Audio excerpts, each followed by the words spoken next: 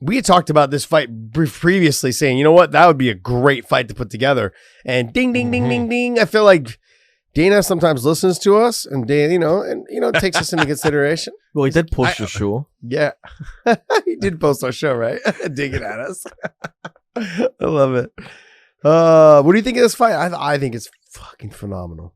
I think it's a classic matchup of two guys that are outstanding in the stand-up, but they approach it differently. Mm-hmm. And that's the real question of who's the one that's going to be able to impose what they do to be effective in this fight. I think Calvin's got more power. I think he's got the power advantage in this with his hands. I think Max is a little bit more diverse with his kicks and some of the strikes that he'll throw based upon getting in close with elbows. Calvin is more boxing centric, so he goes after things with his hands a lot. He will open it up, but it's not quite as much. But I do think that it's the angles that Calvin creates and his footwork.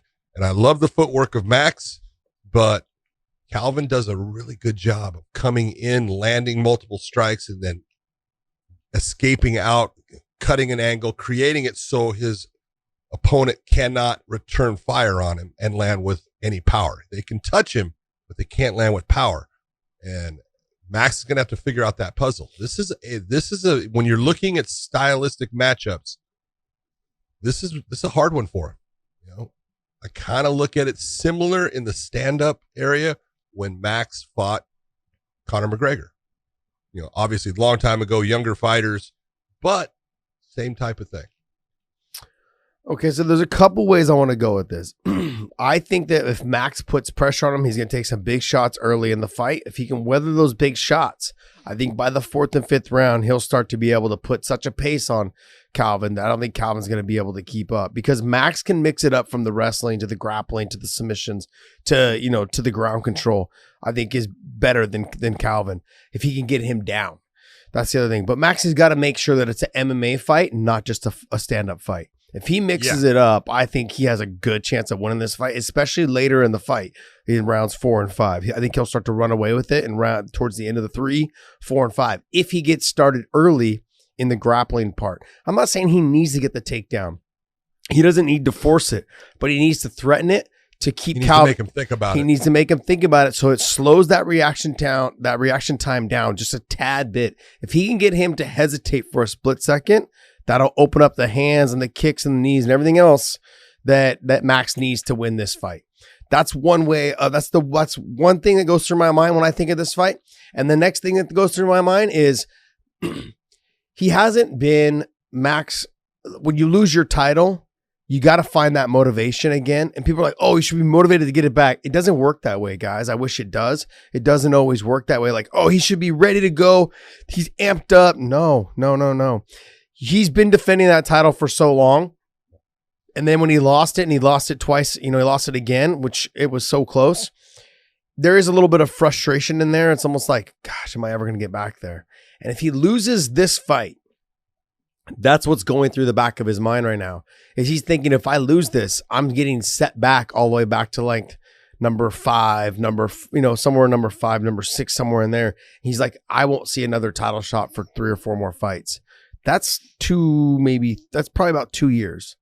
You know what I mean? That's a long time to a fighter. They're thinking in their mind, damn, I got a lot of work to do. And I know when you're on your way up, you don't think about that. You think like, okay, one fight at a time. You're thinking, sure, can't wait to get the title. And you're just plucking the guys off as you're on your way up.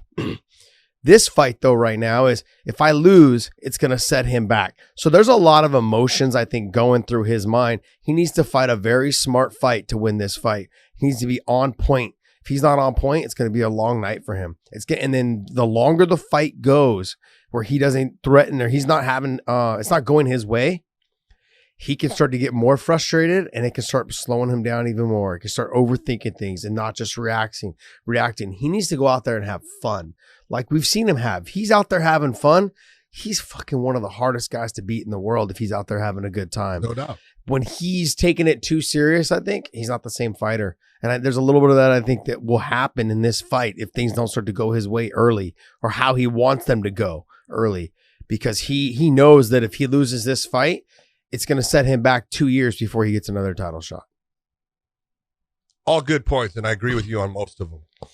I really look, there's a couple of fights that Calvin has had, especially that fight. Do you remember the fight he had with Shane Burgos? No, I don't. Oh, my God. I mean, I think it went into the beginning of the third round, but it was the combination that he hit Burgos with.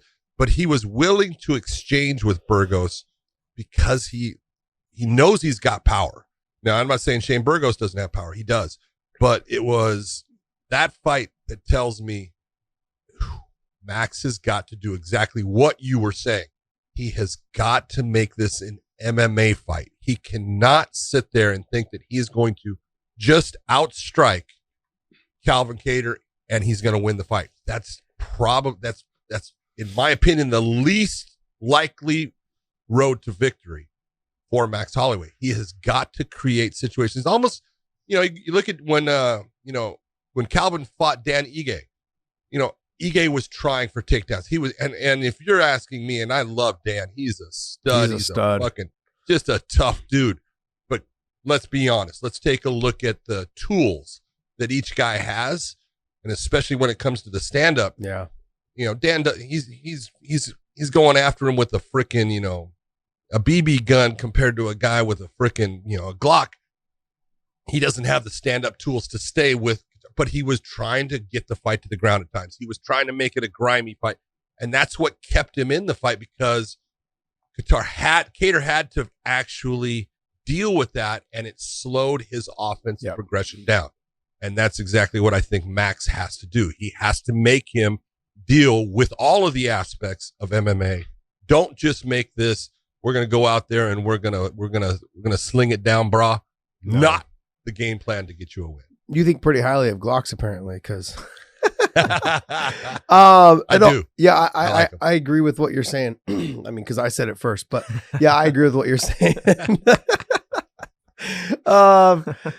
He just got to fight smart, and if he mixes it all up, I think it's going to be a great fight. He's got to. That's the one thing I felt like he got away with. He got away from as when he was fighting and defending his title. He was having fun, which made it successful. He just started just picking people apart. I think it started before the Brian Ortega fight, but you really saw it come out in the Brian Ortega fight. Just touch, not a lot of mixing it up. He was just putting on a show out there and having a good time. He's got to do the same thing here, but he's got to mix in a lot more of the wrestling and the jiu-jitsu part of it all. And like I said, it doesn't matter if he gets it. He just needs to threaten it. He needs to make Calvin feel like it's a possibility. If I get taken down, I may lose this round just being on my back the whole time.